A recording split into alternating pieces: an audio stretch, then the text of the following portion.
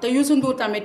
yàlla mi suñu borom dafa def ne Youssou Ndour doo koy gis ci ay tontonte wala di ko gis ci ay genre débat yu mel noonu. mën naa ne Youssou Ndour bu doon def sorti ba def sorti mën naa ne 2 ans bu ne. wala at bu ne benn yoon nga koy gis mu def sorti. te Youssou Ndour nag yaakaar naa ne pour mu toog ci plateau li nga xam ne mooy. jàkkaarloo dem di tontante est-ce que loolu rek la ay njabootam gën ko.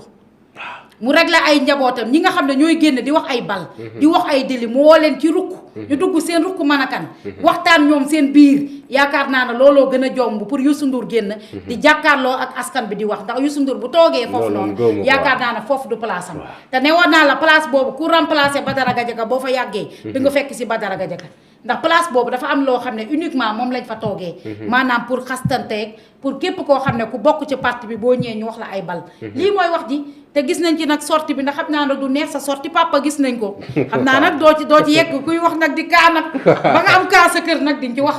sa sortie papa sa sortie papa Ngagne Ndiaye moom tamit gis nañ ko waaw sa sortie ban jàngat nga ci am dama lay laaj comme waaw sa sortie man lu ñëw dama koy kaa donc damay nangu ne sam papa la mais ban jàngat nga ci am waaw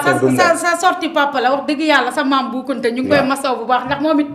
bokkul ci xeex bi bokkul ci wax ji bokkul ci dara waaye xale yaa ngi koy tas ci Ndaga Njaay bi ñu ngi ko ciy génnee di ko wax lu nekk taf ci ki nga xam ne mooy sa papa Ngagne wax dëgg yàlla macha allah tey moom sama doom ji awma lu ma lay wax dama lay masaw rek nga xam nga ne patriote yi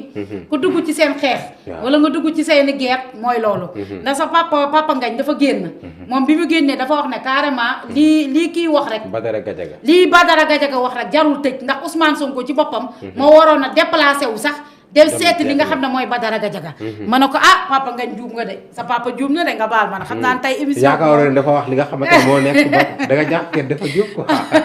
waaw xam naa moom sa papa moom nga baal ma rek waaye sa papa juum na parce que lu tax mu toog génn moom ndeysaan papa Ngagne nga xam ne journaliste la boo xam ne Sénégal ñëpp ko fonk jox ko cër mais bu ma génnee ne moom lii kii wax nekkul yoon yaa ma gën a xam ci Badara Gadiaga wax Abdou sa papa la rek te ñu ko bàyyi mais